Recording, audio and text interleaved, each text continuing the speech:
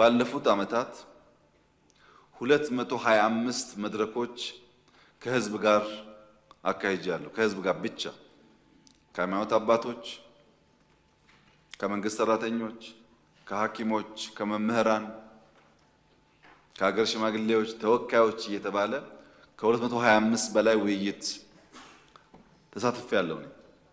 ፓርቲያችን በየደረጃው ከ4000 በላይ መድረኮች ፈጥሯል። 4000 በወረዳ፣ በዞን፣ በከተሞች በተለያየ ደረጃ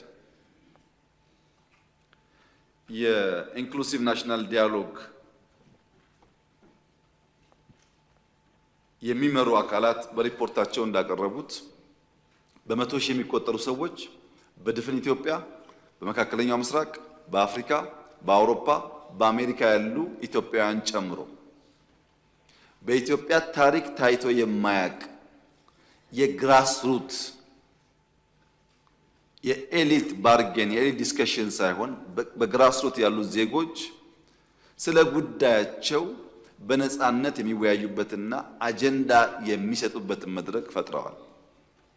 ይህንን ሂደት ባናራክሰው ጥሩ ይሆናል። ብዙ ጉዳዮች የመጡበትና ለኢትዮጵያም የሚጠቅም ስለሆነ በእነዚህ ውይይቶች ምን አገኘን ያላችሁ እንደሆነ የማህበረሰብ ግጭት ቀንሷል ወይም እምብዛም አይሰማም። አማራና ኦሮሞ፣ ሶማሌና ኦሮሞ፣ ጌዲዮና ሲዳማ ወይም ወላይታና ሲዳማ የሚባል ህዝብና ህዝብን የመሰለ የሚያገናኝ ግጭት ኢትዮጵያ ውስጥ ቀንሷል። ሃይማኖትና ሃይማኖትን የሚያጋጭ ግጭትም ኢትዮጵያ ውስጥ ቀንሷል።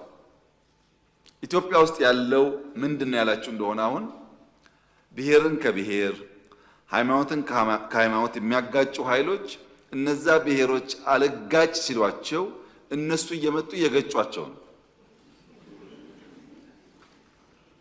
አሁን ያለው አጋጭ የነበረው ገጭ መሆኑ ነው እንጂ እርስ በርስ ያለ ጉዳይ እምብዛም አይታይም።